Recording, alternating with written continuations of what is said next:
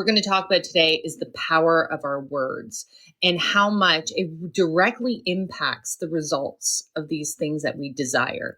But before we get started, I always like to say a welcome to everyone in the crew. Hi, Donnie. Hi, Heather, Sasha, Carrie, Kyle, Barbara, Christine, Kim, Marley, Terry, Josie, Casey, Margaret. There's a lot of you here today. Tariq, Darren, James, Alan, and Mike. So if I didn't say your name, it doesn't mean I don't have love for you. There's definitely love for you. It's just I really like to be engaging with the group. And sometimes I only can get to so many. I always like to, we'll see if this resonates with people. I say this all the time. It's kind of like when I was younger, there was a show called Romper Room, and she would look through the mirror and she would call out to people in the group. I kind of feel like we're doing that here. If I didn't get you this time, don't worry, I'll get you next time. And thank you for being here today. But before we even get started, my name is Kristina Holle. I am a speaker and author. I am the founder of the Authentic You Coaching. I help people and organizations all over the place to connect with their higher side and be much more productive and fulfilled in their lives. So I'm here today to talk about the power of our words. I normally have a show Monday, Wednesday, Fridays from 10:30, usually till 11:30. Sometimes we can go a little extra, but the way I like to do it, I'll just start talking and giving some insight. But if something sparks for you, you have some wisdom to share, or if you have something to add to the conversation, please feel free to come up to the stage and explain and share that with the group, because I learn from you just as much as you guys are learning from me. So I'm just happy to be here today. Happy Friday, and let's get this conversation going. So I want you guys to really think about the power of our words. Sometimes we don't really think about that, right? We take it for granted and how we speak, and we think that it doesn't really have an impact, but it really does. Your body hears everything that you are saying. If you say words like, oh, this stresses me out, I'm so stressed, you are not helping yourself in that situation. Perhaps we need to learn how to reframe certain obstacles so we can use better words to describe how we're feeling. Because what happens is that when we have those negative words that we're using with ourselves, it has this impact. And there's studies that show, right? There was a study that was done I don't know how long ago, but it was about water molecules. And they were using words against these molecules like love and gratitude. And when they use these really positive words, the water molecules started to form into crystals when they were being frozen. And then in comparison to words like hate and anger, low vibrational words, those water molecules did not form. They were in clusters. I want you to think about that. I know it sounds like well, hey, Kristina, that's a great story, but it really is, because we are 70% water. If you think about that concept of how we speak to ourselves, don't kid yourself to think that your body is not absorbing it. There's also a whole thought process.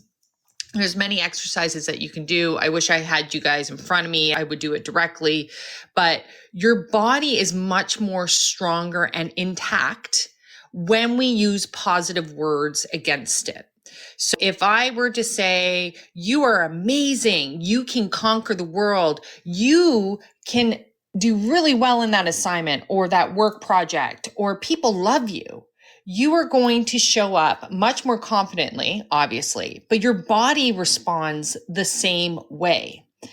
And if I said negative comments to the same situation, and I said, oh no, you're going to fail. Why are you doing that? That doesn't make any sense. Why would you go and put yourself out there like that? Your body doesn't allow you to show up in your best way.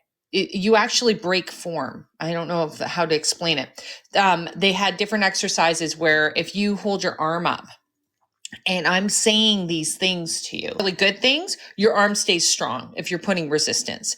If I say really negative things to you and I go and push against your arm, it falls. And it happens all the time.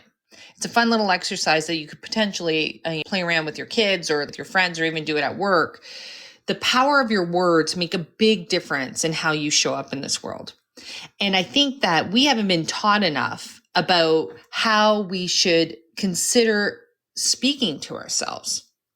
We say a lot about self-love, and I think that that is a part that I know I'm working on with a lot of my clients, is that love yourself. A lot of us don't know how to love ourselves. How do you speak to yourself?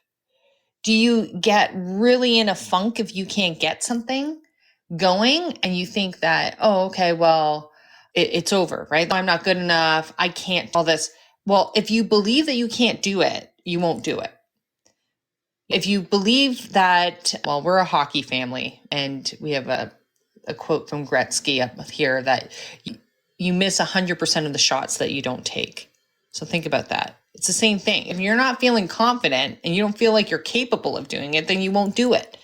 But if you start speaking to yourself in language that actually supports you in a way that is much better, then you'll be quite surprised, right? If I were to say, oh, here comes Terry, I'll speak about that. There's something that must have inspired him. Let's see what he has to say. Hey, Terry. Everything you say inspires me, Kristina. He's so positive. I love it. I'm actually at work, so I can't stay long. I'll be brief, but it is fascinating, isn't it? What we tell ourselves is how we'll become. If we tell ourselves we're clumsy, we're going to start dropping things and tripping over. Right. And when you are empowered with that knowledge, then you can catch yourself and make a choice not to do it, to reframe. And you can use different things, right? It is a habit. We can get into bad habits, we can get into good habits. The more you get into the good habits, the easier it becomes. But it's very easy to have something happen and then you go, oh, why did that happen? And then you almost, and it happened to me sometimes. And I thought, oh no, don't say that. Because you're going, what you say, you'll become. Right. I also loved what you were saying about water. And other experiments have been done with, they call it cymatics, don't they? Where you can play certain frequencies to a bowl of water and form these amazing geometric patterns. And it's amazing because your words are also attached to energetics. Vibrationally, when we say things like love, it's a very different vibration than if we were saying things like hate and fear and jealousy. You're going to get different results. That's right. And Dr. Al likes to talk about the ancient wisdom and that. Now, a lot of ancient wisdom says that the universe was spoken into existence. And I love that. Yeah. Sorry, Kristina. Go ahead. Well, and you said one thing that I want to know, right? We all have habits, right? But our habits are what make us. So that's why it might be worth breaking it if we don't like the results that we're getting. Right. So go ahead. I make it a habit to dance at least once or twice a day. I love it. I want that habit too. That sounds amazing. There was 3 of us dancing in the work kitchen, only half hour. I love that. That's amazing. And It's a Friday vibe. I was going to say one more thing before I go. You can say, looking in the mirror, we've heard that mirror work, haven't we, and things like that. But if you just look in the mirror, and if you're having any kind of doubt about your health and things like that, look in the mirror and look yourself in the eyes and say, my body is in perfect harmony. Every cell vibrates with radiant health, strength, and vitality. I love that. Try it. I want to try this one. If you can look in the mirror, this is a little bit of segue, but if you can look in the mirror and say 5 things that you're proud of that you've completed throughout your lifetime, talk about reconnecting with yourself. You might even get teary-eyed. You might get teary-eyed because it's really reconnecting and loving yourself and speaking yourself in positive existence. Sometimes we don't get the acknowledgement that we always wanted. So go get it. Go to the mirror and have that conversation with yourself. Give yourself some love. But when you do feel positive, and then naturally you're in the flow. And have you ever tried, when you've been out of sorts, to screw up a bit of paper and try and throw it some distance into a waste bin? 9 times out of 10, you'll miss. If you're in the flow, you'll hardly look at that waste bin and just... Amazing. That's a great analogy. That's life. That is That's perfect. right. Yeah, there you go. So, Thank you, Kristina. I love you, thanks, baby. Terry. You nailed it. That was awesome. But that is really true, right? When you're in flow and you're in a good space, you're believing in yourself. You're loving yourself. You're using your language to your advantage, not against you. So I think that you're not overthinking things. You don't have time to overthink it. You're going to show up and show up positively. Come on up, Monica. Let's see what Monica has to say. I love this conversation because, hey, Monica, how are you?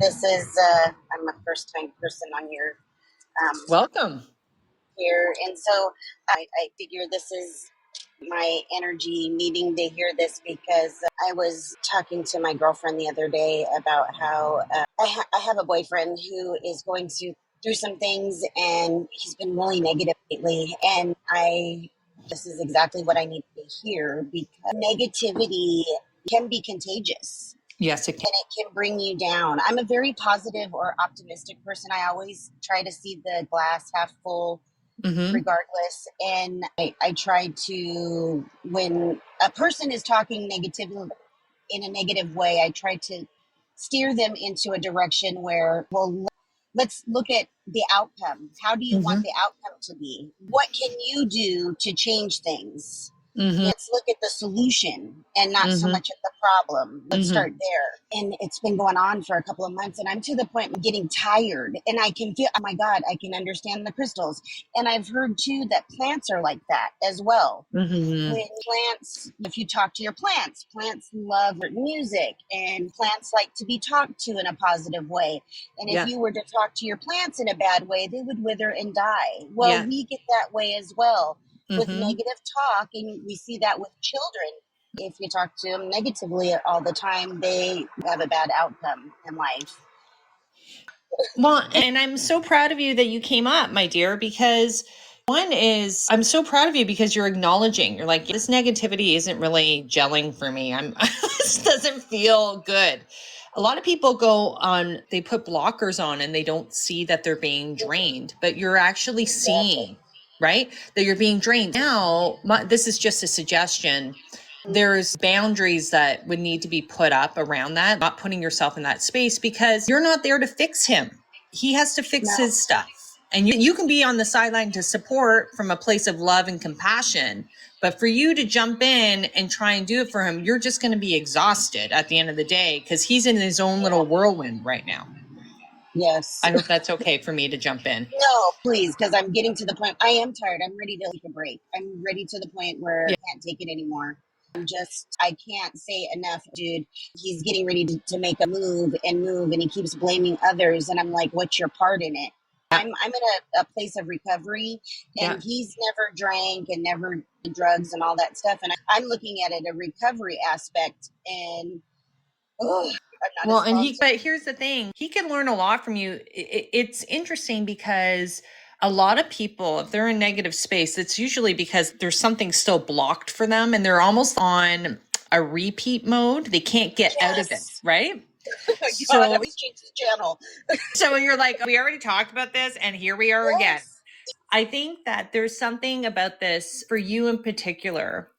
I think because of where you stand, I think you putting in a really good boundary about what you're okay with and what you're not will actually showcase to him. Because sometimes when we're trying to help them and do whatever, it enables a little bit. I know Monica's going to jump in and help me. No, maybe you need to step back a little bit in order for him to figure out his stuff. Because he's got to get out of autopilot. I feel he's spinning. And it's not fair to you. And it's the same conversation over. And I get to the point, I just walk away from the phone. And I can sit there and go, for you. This is not fun. No, it's not. And I get to the point where I deep breathe and I sigh. And I've gotten to the point where I start crying. I literally start crying. I can't take it anymore. But thank you for letting me vent. Well, you're most welcome to come back up. I think that there is such power, Monica. One, I'm really proud of you that you came up and you shared it, because I guarantee you are not the only one in the group who has been in contact with a diminisher. And sometimes it's hard when it's family members or people that we love and they can't really get through whatever they're getting through. But I think that what I will say is that I would drop into neutral and put a boundary in place. I was saying this the other day. I've even had to do it with someone in my family where I literally say, I will not allow another person to dictate my emotions. I'm good. I'm here for you when you're ready. I'm here for you when you are going to deal with that. Because what happens is begets happiness. So we have to be very clear about what we are putting out there so we can get more of that back. That's the spinning out that I feel a little bit. The reason why I wanted to talk about that today is that our words have a huge part in this journey. So how we choose to show up and the words we use make a big difference in the outcome in our life, right? And I intentionally wanted to talk about this today because I think it's really important. Think about this. Think about simple things that we say to ourselves because they're a part of expressions. We don't even realize that we say stuff like, oh, I'm so stressed out. This is stressing me. No, try using different, better words. Oh, wow, this is a bit of an opportunity. So I'm looking forward to working through this challenge. Different words, because you're not going to give your power away. Or even if you say things like, oh, this is a nightmare. Well, what do you think your body's thinking? Oh, well, I got to act this out. You just told me that this situation is a nightmare. So I'm only going to bring in more nightmare, more stress, more negativity. So I think when we understand that some of these things, oh, it's tiring me, I'm exhausted. When we do that, we are putting our body in that vibration and we will bring more of that in. But I'm here to tell you that if you learn how to use better words, then you can shift, you can change the direction. Think about this one. Oh, everything is going really tough. And you're super frustrated. So you could say, this really stresses me, or this really is killing me. Or you could say something like this. This too shall pass. I trust that I will get through this. Wow, what a difference, right? One is, I can't do it. And the other one is, this too shall pass. Such power. How about, I really dislike this word, but I'm using it for object lesson. I'm so stupid. Why didn't I get that? Again, I dropped the ball. I didn't get where I needed to go. Listen to the words that I'm saying. In comparison to, well, I tried my best. I know I'm more than enough. I know that I will figure it out.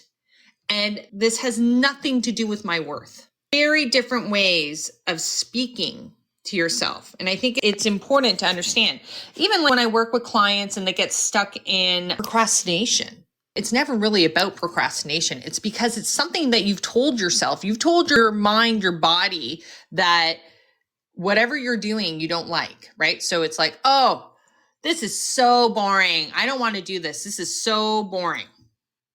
What do you think you're going to jump out of bed to go do it if you believe that it's boring? So this is a part of the reframing and seeing how you can look at it differently. I'll use this example. When I was CrossFitting, I would have to go in and I would do 100 burpees. If you know what burpees are, they're I want to use better words. They're challenging exercises, but I would have to do 100. And the way that I got through that is that I could either say, oh, I hate doing burpees, or I could say, well, I love the challenge. I'm going to do it. I'm going to trick myself that I love burpees. I love doing them. And then what happened was that I actually did love doing them. And I would do 100 and I would break them 10 at a time in order to get through. And when I did, there were such great results. But the point is, I made a choice in that moment. I did not go into hate speak or fear speak or trying to push it away. I just took it on. and reframed it in a more positive way. One of those things, I have a choice to do these burpees because they're going to make me feel good at the end of it. I have a choice to do these exercises because I'm going to feel strong. Or I could be, oh, I really hate doing them. Who do you think is going to show up? Who do you think is going to be more jumping in, being able to participate and do these great things? Probably the version of myself that is ready for a challenge, knowing that I can do this. It's kind of the idea of if you're a vegan and you choose to be a vegan and you put yourself in situations where there might be meat and other ways to eat food, you're not going to go into that space and be like, oh, it's so hard to be a vegan or so difficult to be a vegan. No, because it's a choice that you made. It's a choice where you shifted and you are speaking to yourself in positive language that it's good to be a vegan. I'm just using that as an example. I'm not a vegan, doesn't even matter, but I'm using it as an example. It could be anything. I want to speak to you. Tell me if any of these resonate for you. Have you ever said anything like, I can't do this? Can you show me some love if you have? Just so I know that you're still there. I can't do this. Perfect. If you say things, thanks guys. So if you say things, I can't do this. What if we said something like, oh, I'll figure out how to do this instead of I can't do this. I'll figure out how to do this. Which one do you think is more empowered? The second one, of course. It's the positive. It's throwing love at it. It's throwing like this excitement about, hey, it's going to get better. It's not getting locked into the negative space, which is lower vibrational. How about this comment? And show me love if this resonates. And then I'll bring you up, Uma. Oh, and I have to catch myself. Oh, this is too hard. Who hasn't said that when you see a challenge? This is too hard. Exactly. So how about we reframe it and say, this is challenging, but I can learn. I'll figure it out. I can learn. Wow. Do you hear the empowerment in the words? Your body results is favorable to that verbiage because it's higher vibrational words. I'll go into some other ones after. Uma. Hey, my dear. How are you? I'm good. Hi. How's it going? Great. I'm good. I had my birthday yesterday, so I feel better. So what's speaking to you today? Well, I was make sure I know how to respond to your question. You and I forgot her name. Monica. Monica, forgive me.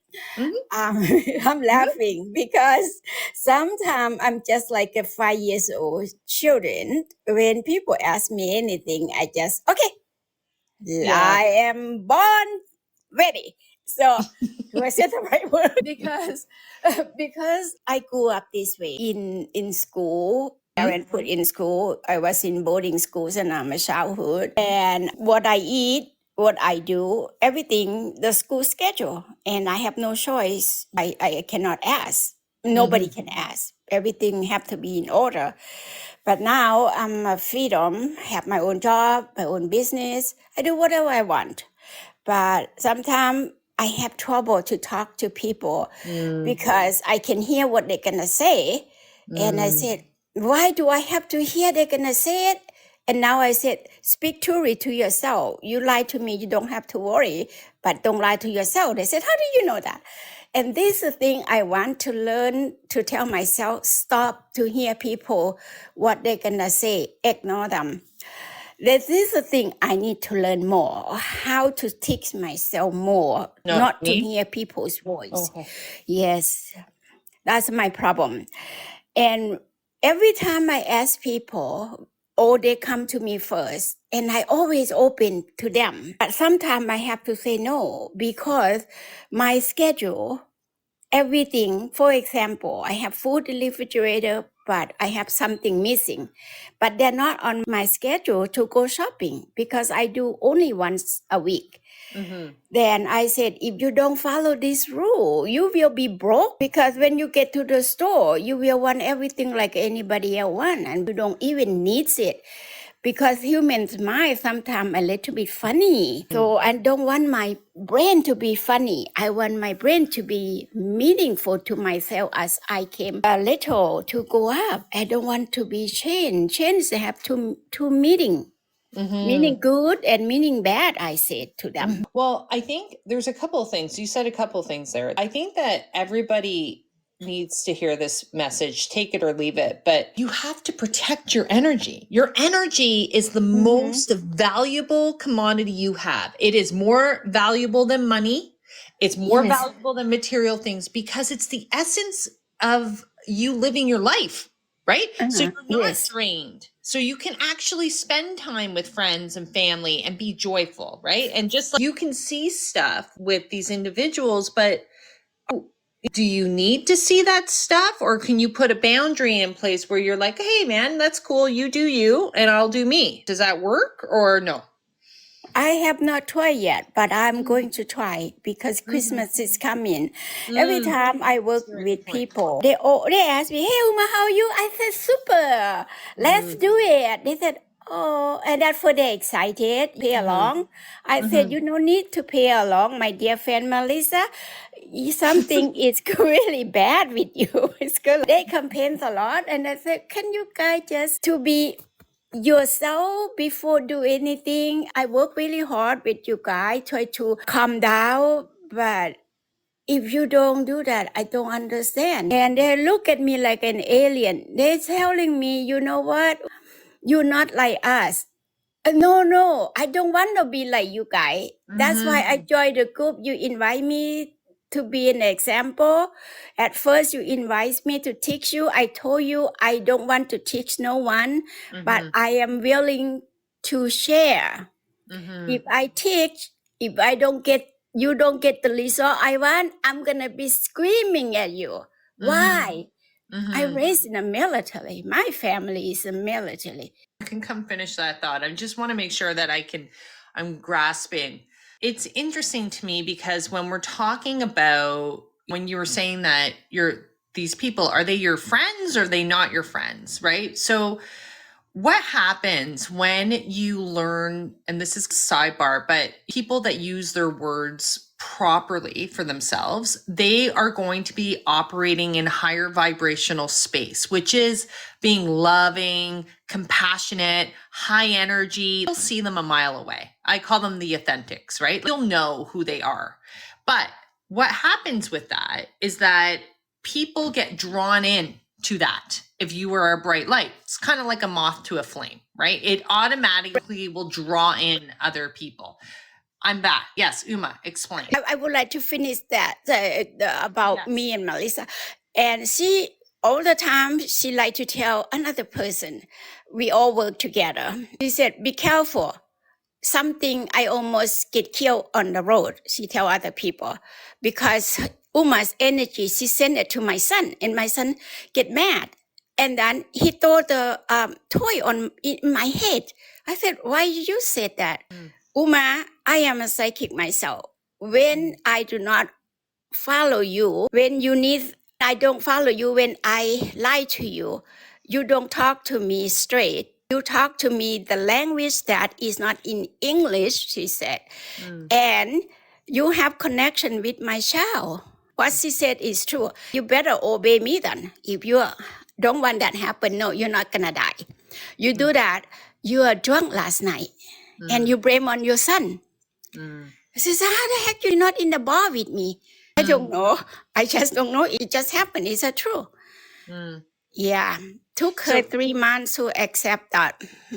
Well, there's a couple of things that were said there, but I'll take it with a grain of salt. But no one should ever control another person. Like that to me is not appropriate for that person to say that. I would never, ever dream of saying something like that to another person, that I'm in control of you.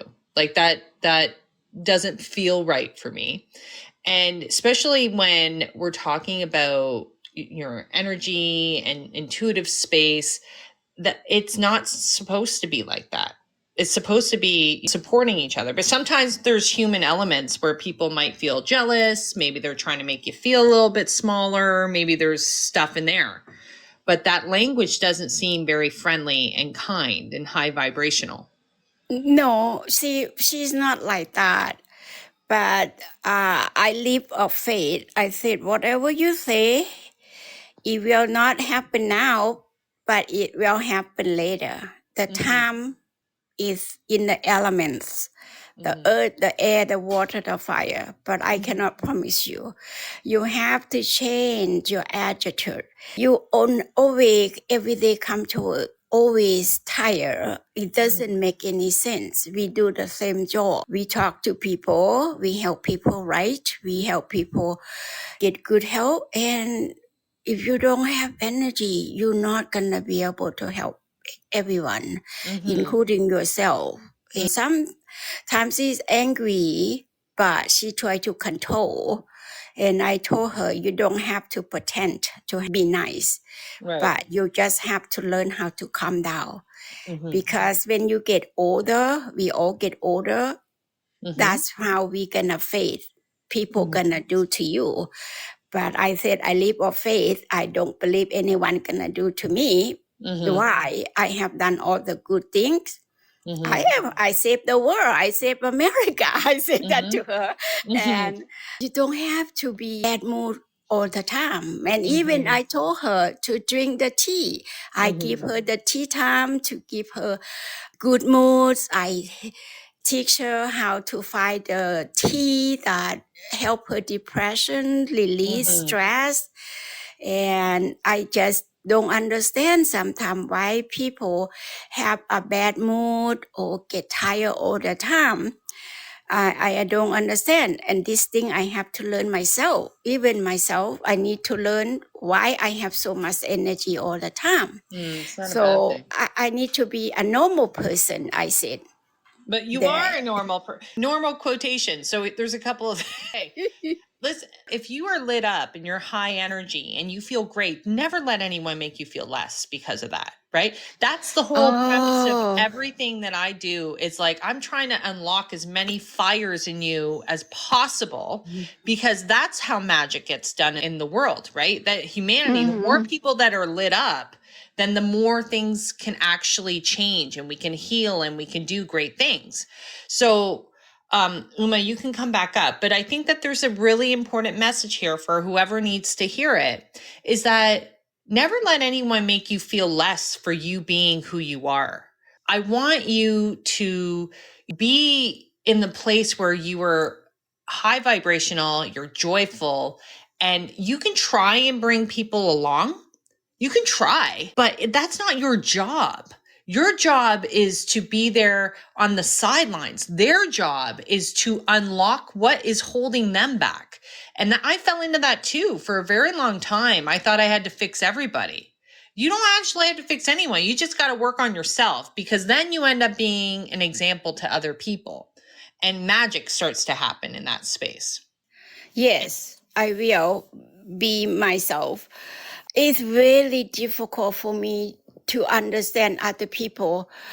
Some people even told me that, Uma, you don't know how to talk to people. You're a good student. Your GPA is everything. I hate people. But talking to people, you don't tell people exactly what you think. They said, if I don't tell you what I see in you and what you come to me, and that is a lie. I am not a liar. I don't like to lie, because when I lie to you, you don't know, but I know. This is the thing, I don't like it. I said, if you're not ready, don't come to me. Cancel to another time, I told them, because I am not a counseling today. I don't have the judge examine me like this. I am in science. I've been pulled out because I am multi-languages. They have difficult from you, and they also have translated for you, but they put me on the side to monitor the translator, make sure they translate the correct term. Because in another language, every word to translate into English, they're not always the same, because many words we don't have in English. And then think about Italian, Spanish, German. Why they understand Latin because the root is in Latin. I don't have Latin background. I learned it to my dream. It's funny. I make a joke, but it wasn't that. I don't know how I know Latin. The priest taught me when I went to church when I was a kid. So that's how I learned. I think it's great. I think this is my point. These are great things, languages, and we can share and you can teach. But if people are feeling threatened by that, then maybe they're not your people. Right? Yes. People that feel very confident in who they are, they don't get threatened. They just they want to light each other up and learn. Now, it sounds like there's a piece here where, and this might resonate with other people, maybe, well, you are empathic. I can feel that. It's one of those things when we are feelers, we tend to take on other people's stuff, and that doesn't necessarily serve us well. This is where having healthy boundaries around you and being able to have discernment as to that's yours, that's not mine, will help you. Because you're meant to do really great things. That's obvious to me. But if you're constantly trying to fix other people or make them see you in some way or form, then you're not in the right space to do what you're supposed to be doing. Yes. When people I invite because the boss telling, this is the order from the high ranking, and I said, come along with me. Please try not to know everything. Otherwise, you never learn. Oh, you know everything? No, sir. I never know anything. I know nothing. That's why I learned a lot. That's why I'm multilingual. And so not only the science, I have 3 degrees because I am focused. I'm willing to learn. I do not know anything. So this is sometimes it's hard for people to accept me, and because I am a healer, I can heal people and they don't want me to. But I said, nothing, I can stop you. I am here to listen to you, I said, but you come to me, I do not go. When I go to you, it's my order. And I think that there's something in it about protection for you. You got to protect yourself, right? Yes. I'll tell you this story. I've shared it before, but this is crazy to me, this story. So I go into a store with some family members. I go into a store. I have not even said a word. I go and I was looking at gems. So I picked up these crystals.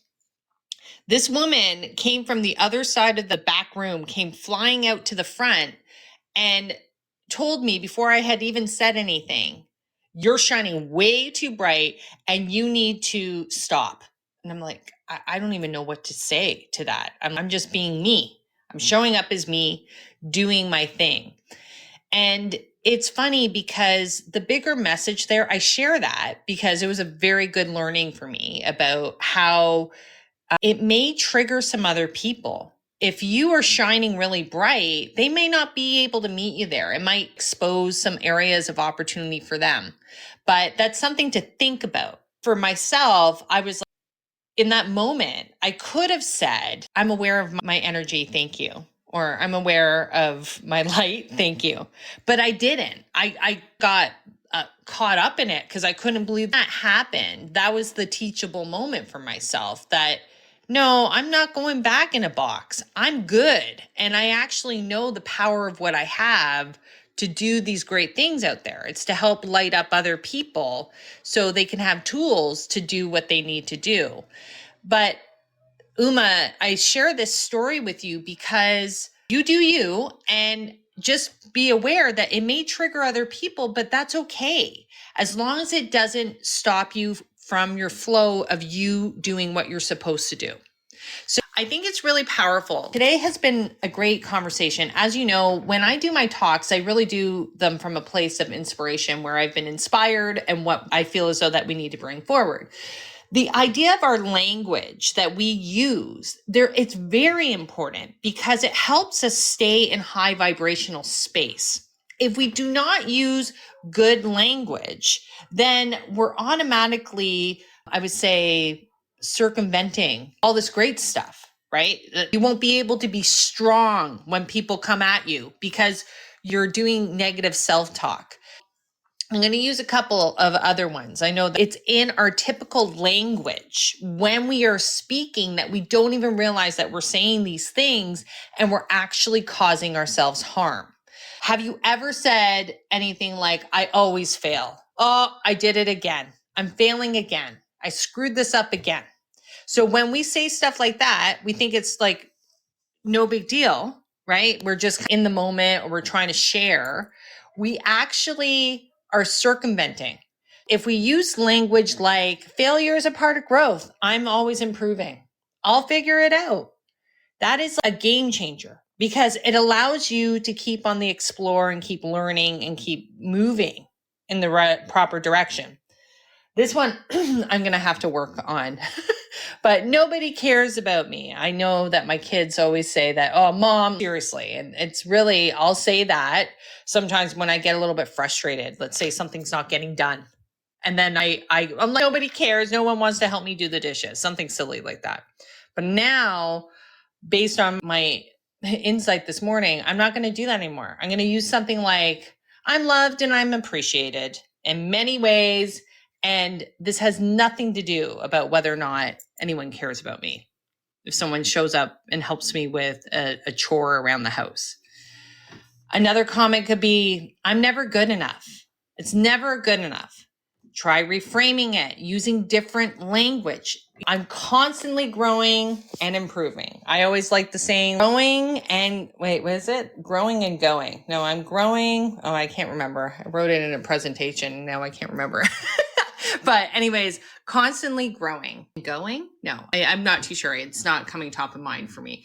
But I think that when we understand that there's different language that we can use, and the reason why the language is so strong is because if you are in a positive space for yourself, similar to those crystals, remember I was talking about those crystals, the study that was done, that water study, I will repeat it really quickly, that there was a study done with water molecules. And when they were exposed to words, higher vibrational words like love, gratitude, kindness, these really great words, they formed beautiful crystals. They were solid. And when they used opposite words that were hateful, anger, jealousy, those kind of words towards the water, they did not form.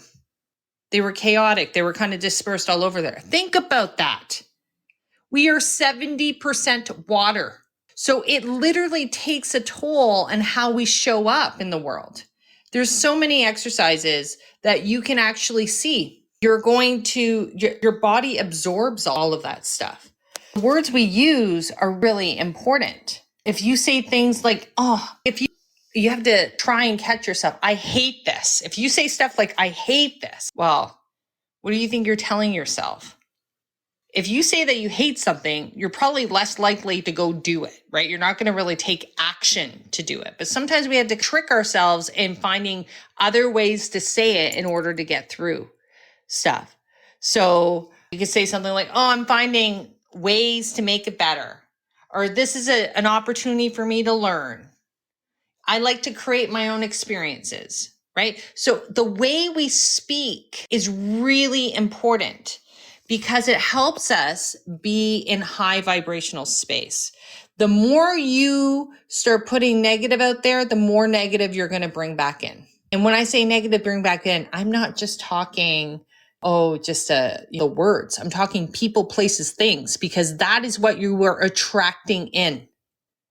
You are attracting in at that vibrational level and bringing in people, places, or things that are not going to serve you very well. Even saying stuff like, oh, I don't have enough time. So you've just told your thoughts that I don't have enough time. You told the universe, I don't have enough time. So they will give you that.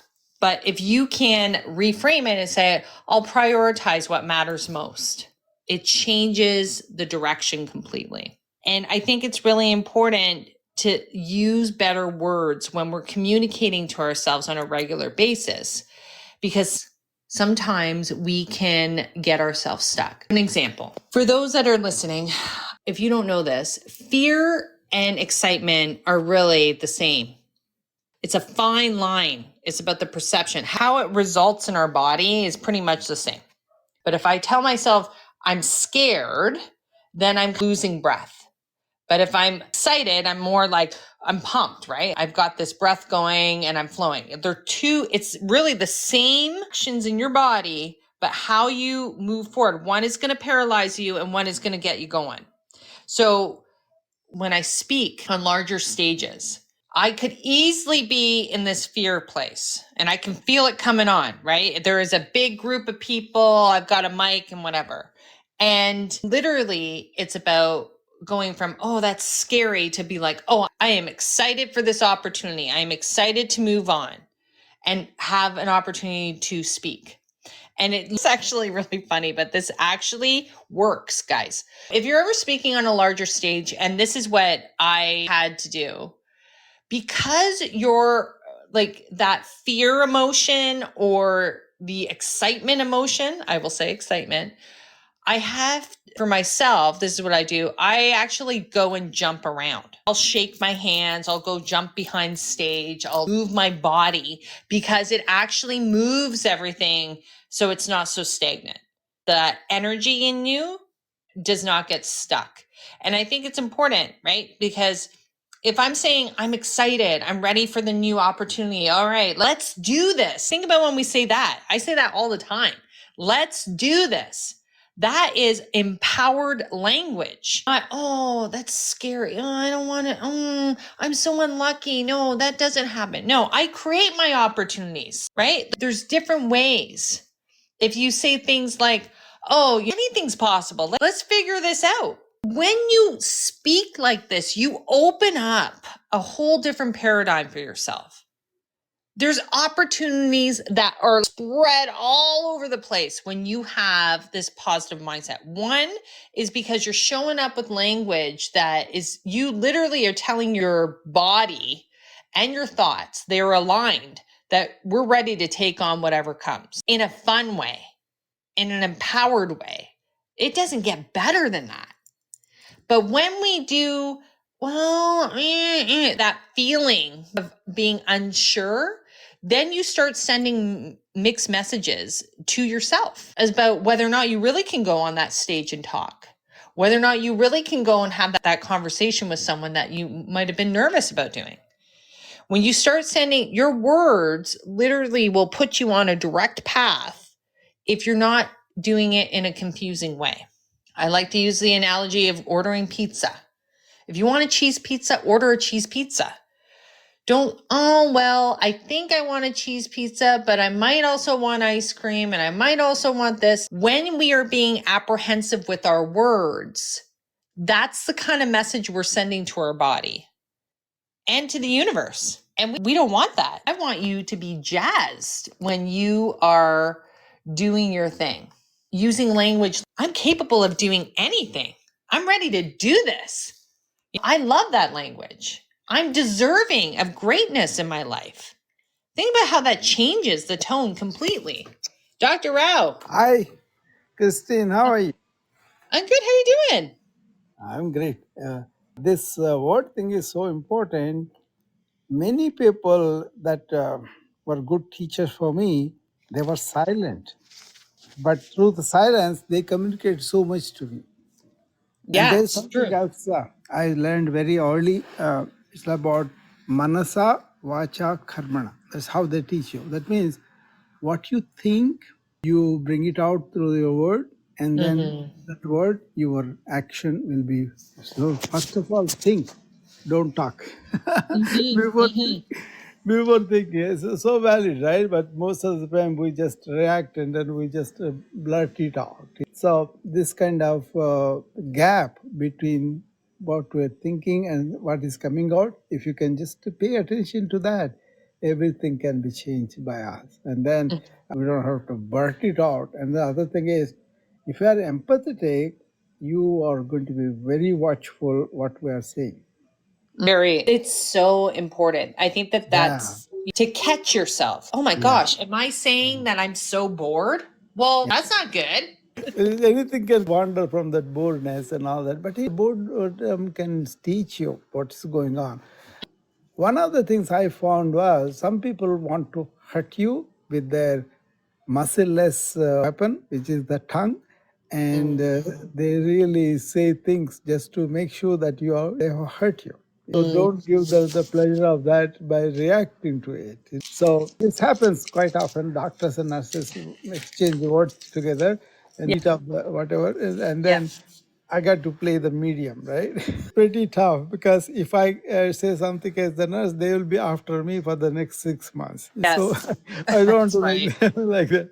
And the doctors, they want me to cite them because I belong to them, something like that. Oh my God, you sound like you're in HR. I'm more administrator lots of times. So it comes to me, and then I tell them, is this something that is related to the patient? And then what happened to the patient? What's happening to them? That I focus on that. And then I also tell them, you got to be team between two of you and rest of you. You provide the leadership to the team so that your team care will be better. But if you are, it's not about you and your ego, it's about the patient. Well, I think you said something. It's actually a good point because our words can be used as weapons, right? Instead of, and especially if we don't realize, have you ever seen someone, and I've seen it, crush someone with their words? You literally can see physically that they've been crushed by the words that were used. I think 3 times I saw, and they're pretty consequential things for them, and that's not pleasant to look at loved ones getting to that kind of thing. The brothers, I have seen that, and then tendency to be silent in those situations really helped them. Because they're bringing it to me, and I was watching it. I said, how much they're killing each other with words. Well, and then I quite and they say, it's only words you're hurling at. What's the problem? Let's get to the problem. You are this, you are like that. So, well, and literally, I've seen it where I can't sit back, and sometimes it works for me, and sometimes it doesn't. But there was one situation where there was an individual who was not as strong, I would say, more of this individual was speaking in a way that she was trying to convey something, and this other person took it the wrong way. As she was coming at her, and I'm like petting a dog, and I just look up random, and I'm like, I don't think that that's what she meant. And this person really got upset, and she's like, well, I don't need you here. It was just, you can come back up. But the words that were being used in that situation they were vicious. And I was like, I don't function that way. But it was quite interesting to watch. Because I interjected, it stopped.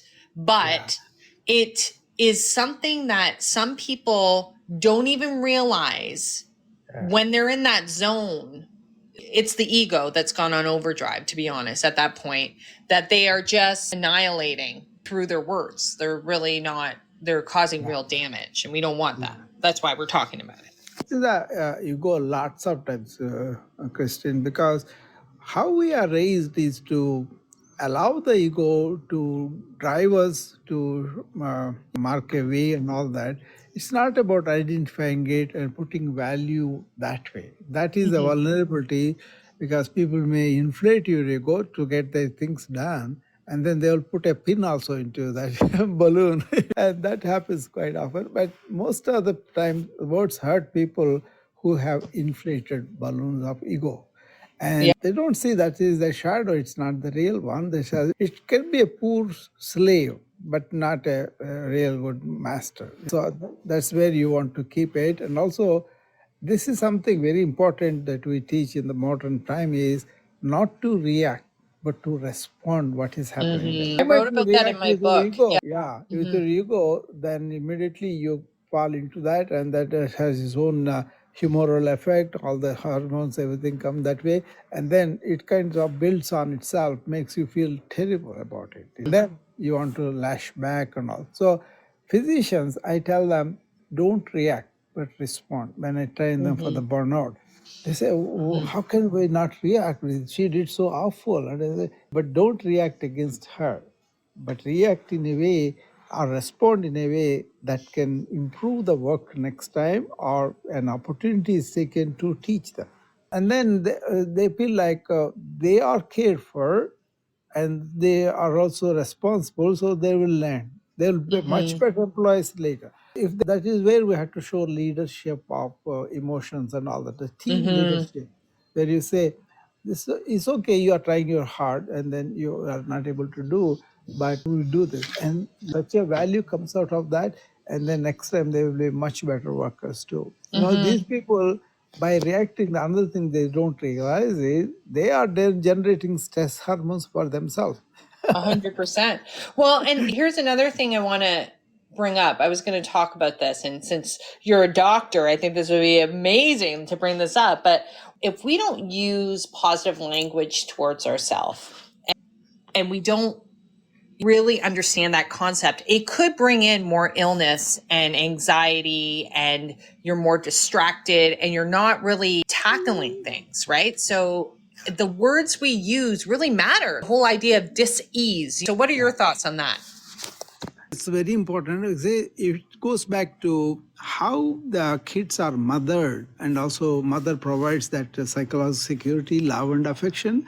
Kids who have received that are much more stable and are much more, they know what it is to be loved and what it is to be expressed that, rather than the people who have to defend for that and then really fight for that. And that's where all these language things and all come out. But the people who are really loved, this was told me to be by a yogi who is 109 years old, Kristina. Wow, 109.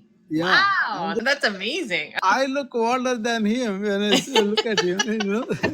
Oh my God, I love this. I learned some things. But he said what was very good, because our mother is our first teacher usually, right?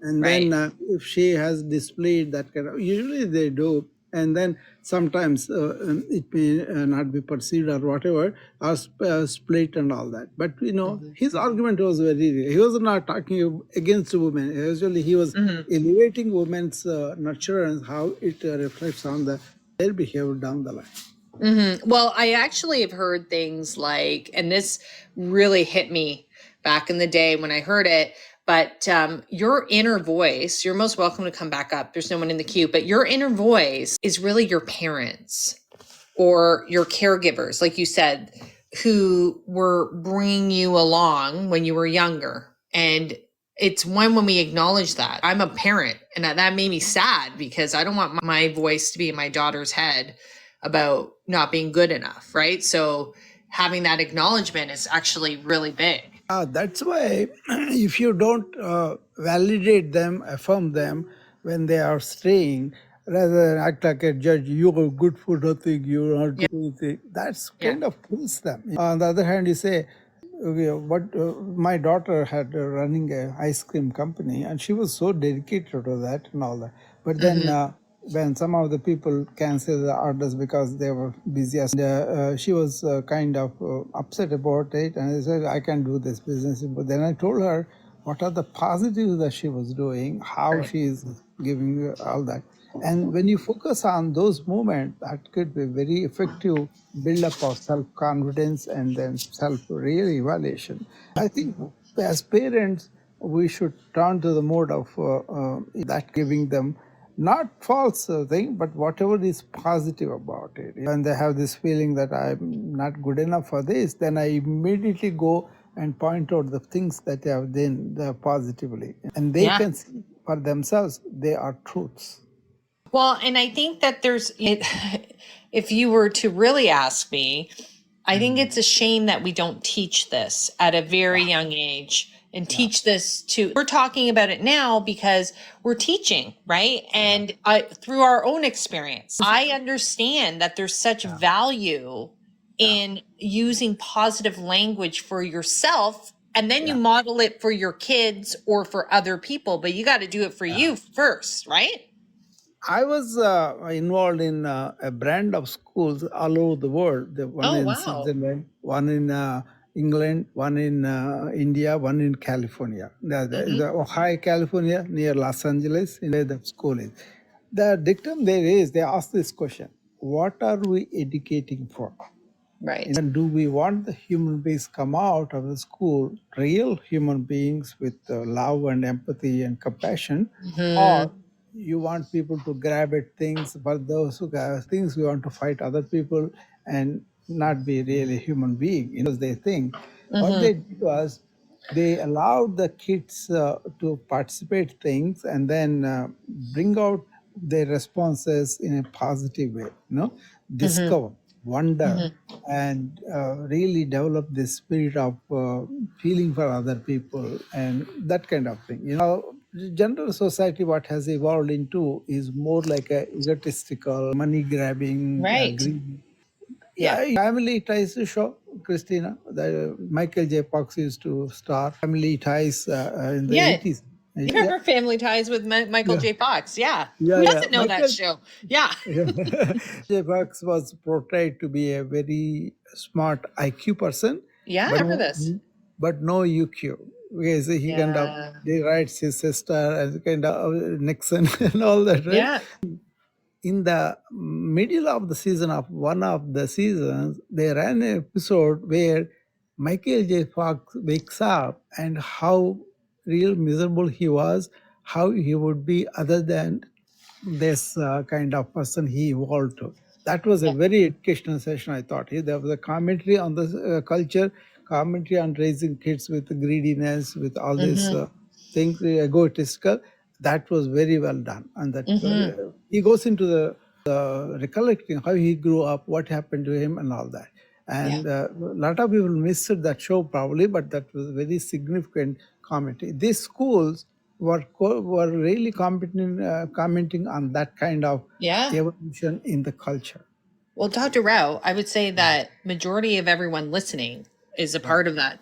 That was like, you think about it, we were watching that, and that was what was being showcased in society as to, hey, that's normal. That means you're successful if you super smart. That's why I'm kind of withdrawn from that kind of society. Yeah. And I think that, to me, I find this is such a fascinating conversation because many of you may not know, but I do work organizations as well. Yeah, back up. This is a great conversation. The idea of emotional intelligence, that's what we're talking about, right? It's really on a deeper level. It's about how to connect with that language of our emotion. And our society has not rewarded that for a very long time, right? Like when we have people that are like, oh, but I feel like this. And they're like, oh, you're feeling, that's messy. We don't want that. That is such a false narrative because now we are sitting here having these conversations about how we have to develop this language, this emotional intelligence in all of us so we can be better parents, better teachers, better executives, whatever it is. But anyways, what are your thoughts on that, Dr. Rao? Yeah, just recently did, I don't know whether you heard the talk or not, on IQ SQ. I'm writing about it's in my second book. I wrote all about it, yes. I just did the talk here also in the new vibe, I think. Yeah. I was talking about EQ. Yeah. The EQ, are you familiar with it? Or SQ, more people are not familiar. Yeah. And then there is something called BQ, body intelligence. Yeah, I have that too. Yeah. All those things I was talking about. But then if you look at how our culture on a worldwide level evolved, it used to be what you are is more important than what you have. Somewhere we kind of said, okay, you can go for the profits and also build up your ego. And that's where we can come to this present culture where egotistical attitude, profit, greed, all those things, outward things became more important than what we are. The focus we need to give, because many people discovered in the COVID epidemic also, Christina, they don't want to work the same way before. Yes, because I agree. they tasted their own inner happiness by following what they wanted to do, or they developed more loving relationship with their loved ones or whatever. That separation from that drudgery or rat race, what we call it, and then they found, I'm more happy here, even though I don't get much money. Well, and then turning back what has started. And many people are responding now to quality of time, quality of emotions, quality of relationship. Important. Well, and I would say this, like I recall things like, I would hear this, and guys, show some love if it resonates, but I would hear stuff like, your emotions at the door. Keep your problems at home. We don't need to hear that here, but hear it on a regular basis. Post COVID, then things started to shift, right? Where it's like, you can't, from a mental health perspective, you can't leave your emotions at the door. Like, it doesn't make any sense. But it's one of the fundamental things is we used to think happiness is out there in the things we will get. Right. But now people are realizing, no, it is my inner thing that is shining on these things, and that the pleasure happens, but they go away. But if I really turn my mind and look at myself, I can find happiness within. I think a lot of people are realizing that, and they are trained to be happy by working for things. Yeah, and it's very conditional, right? Like, is an inside job. But we've been taught, but these sayings, I did talk on that on Wednesday, but like, be happy when I lose 30 pounds. I'll be happy when I have the big time job. I'll be happy when I have this new car. It's all materialistic and it's quite backwards, but that's why these conversations, like, so important for people. Last thing I will say, Kristina, before be in the union with your real self. That is being in that yoga, do everything else. I don't think a lot of people understand that, Dr. Rao. I think that people think, you know, what it is Kristina inside awareness or soul or what is the energy, that's the same in everybody else too. Right. We have different body, different mind, different life. That's all okay. But in that inner thing that we are all, once you realize that, then you are in that yoga. Individual self to the universal self, and you go and walk through it. Well, and I think that I just want to reference this for everyone to listen. I think that this is the part of, I think that there's a lot of opportunity for us to grow, because a lot of people think yoga is like, oh yeah, I go to a yoga studio, I go to a practice, I do yoga. But when I talk to Dr. Rao, to see the deeper around every little piece of yoga, you realize that it truly is this spiritual practice that I didn't really understand probably a couple of years ago. But now I understand that it's so much more than what meets the eye, right? Sometimes we think it's just a yoga pose, but if you really go a little bit deeper, you can see that there's such beauty around the learnings that go with the yoga. I really appreciate today's conversation. I think I want to go back to that idea around empathy and what that looks like and the language of empathy, right? It's like, feel you. How can I help you? This is what I say with people all the time when I am working with leaders and talking about language around empathy, emotional intelligence. And today we were talking about like ourselves when we're using words that disempower. We want to use words that empower ourselves so we can show up as our best self. But when we take it outside of ourselves, perhaps we need to think of language with empathy embedded into it. This is the whole other part that needs to, it's like learning a new language, right? It's like learning, if I were to learn Japanese, I don't know Japanese and I got to learn the basics. This is the same idea with empathy. Okay. If you see someone that is in a situation, perhaps you would say, how can I help? Instead of judging it, instead of going into this whole thing. And, I think our immediate reaction, many of us, is to judge it. Oh, look at the situation you got yourself into. Oh, that's not very good, because there is no good or bad. It's our perception on how we receive it. But if someone is destitute or needs support, and if you're really tapped in, you'll be able to know, because you'll be able to feel the situation. They may not even say words to you, but you will be able to feel that something is off.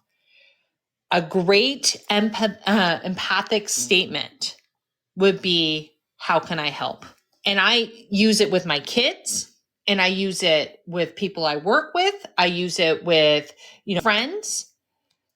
And it's so powerful. And the reason why it's so powerful, it allows people to see that you are there for them without judgment. Because, we know life can get interesting at times, and we all need a little support. But when we use language that is supportive and coming from a compassionate space or leading with kindness, how would you treat someone else? You want someone to treat you the same way that you're being treated in that moment. That's how I used to actually extremely well in HR. How would I like to be treated? How would I like to be spoken to? But those are empathetic language that is like that I think we need to be aware of. Sometimes we don't even know the power of that, right? So today we were talking about internal ourselves, but now let's go external, right? Empathy is all about the feeling game. And being empathetic for someone is not very different, as Brené Brown has said, than being sympathetic. You can sit in whatever they're in without them from afar. You can sit there. You may not go through exactly what they've gone through, but you can understand being in that space and you can be supportive. Again, full circle, the language that we use is extremely powerful. We want to empower people and ourselves so we can show up better in this world and really make change for the better. Choose a life that is fulfilled and full of joy. And I'm here to show you, different conversations that I've had through, the guests that came up, which were wonderful. Also, give some sort of insights. Like I said, even if it plants a couple of nuggets, and if you walk away with a couple of things to think about today, then that makes me happy. Always try to use better words for yourself. Okay. One of those things, let's move away from words like I'm not good enough, it's impossible, I hate this. Put those away. Those are not serving you well. Okay. Using language like, I'm loved and appreciated. Is an opportunity for me. I'm still growing. I don't know what it is yet. Not to worry. I'll figure it out. You hear the language. One is very empowering. One will allow you to shift and pivot out of stuckness. You will never be stuck if you are using and reframing different language because you're choosing not to be stuck. The negative space, the lower vibrational space, will bring you down and will keep you in stuckness. And we don't want that for you. We don't want that. So, as you know, I always like to close my show with a mantra. And today it's going to be this one. My words have power. I speak with intention. Okay? It reinforces you to be mindful of your communication. When you're using your words, are they lifting others? Are you lifting yourself, or are you knocking others down and crushing them? And you wouldn't be here if you were looking to crush people. This is not your vibe, literally, right? It's just about bringing things up to awareness and having consciousness about the words that we use. So I will say it again. My words have power. I speak with intention. Okay, I will repeat it now, and I want you to hear it loud and clear. Your words have power. Speak with intention. I'll say it one more time. Now I'll do one add on to it because you love that. Your words have power. Speak with intention.